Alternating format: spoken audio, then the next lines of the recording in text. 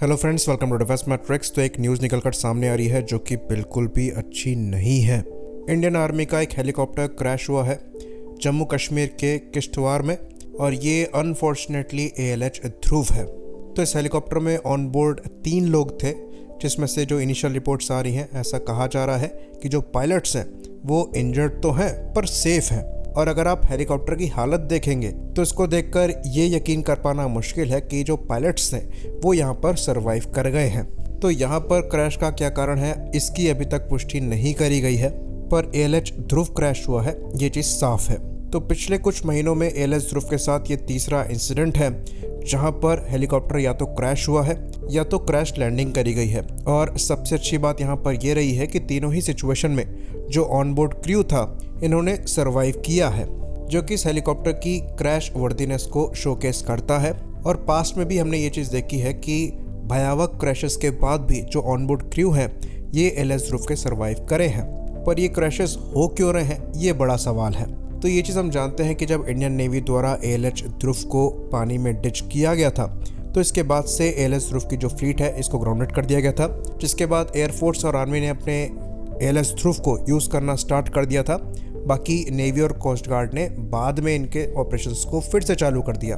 और न्यूज़ में रिपोर्ट ये आई कि जो इशू है ये मेंटेनेंस को लेकर था, कोई टेक्निकल फॉल्ट यहाँ पर नहीं पाया गया है। और उसके कुछ समय बाद ही एक और क्रैश हो गया है।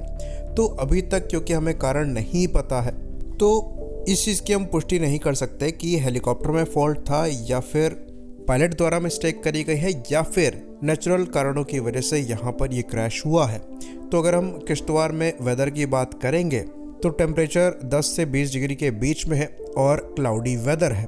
तो वेदर फिलहाल के लिए इतना ख़राब नहीं है। खैर यहाँ पर चीज़ों को एक्चुअल में समझने के लिए वेट करना पड़ेगा, क्योंकि जिस रेट से ये हेलीकॉप्टर क्रैश हो रहे हैं ये नॉर्मल नहीं है। इवन पिछले साल भी एक ALH ध्रुव जो है अरुणाचल में क्रैश हुआ था, जिसमें 5 लोग ऑन बोर्ड थे, जिसमें सबकी जानें चली गई थी। और इस क्रैश से पहले भी ATC को मेडे कॉल मिली थी, जिसका मतलब टेक्निकल या फिर मैकेनिकल फेलियर होता है। बाकी पिछले साल जनवरी में इंडियन आर्मी के एक ALH ध्रुव द्वारा इमरजेंसी लैंडिंग करी गई थी जिंद में, वो भी टेक्निकल इश्यूज की वजह से।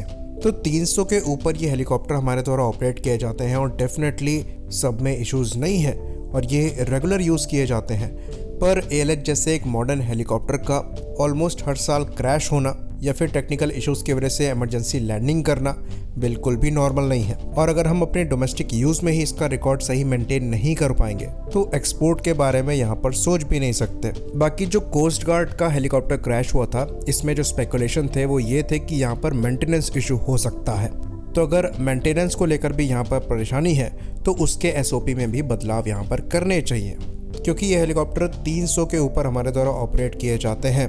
2 इंजन वाले हेलीकॉप्टर हैं, इनका रिडंडेंट होना बहुत ज़्यादा ज़रूरी है, क्योंकि इनको यूज़ भी ऐसे डिफ़िकल्ट टेरेन में किया जाता है कि जहाँ पर क्रैश होने के बाद बचने के चांसेस यहाँ पर कम रहते हैं। तो ये हमारा खुद का डोमेस्टिक प्लेटफॉर्म है और इसको मैच्योर करना हमारी रिस्पॉन्सिबिलिटी है। तो जो परेशानियाँ यहाँ पर हैं उनको ढंग से रेक्टिफाई करना बहुत ज़रूरी है, ताकि ये चीज़ हम दोबारा फेस ना करें, क्योंकि हर साल इन हेलीकॉप्टर्स का क्रैश होना बिल्कुल भी नॉर्मल बात नहीं है।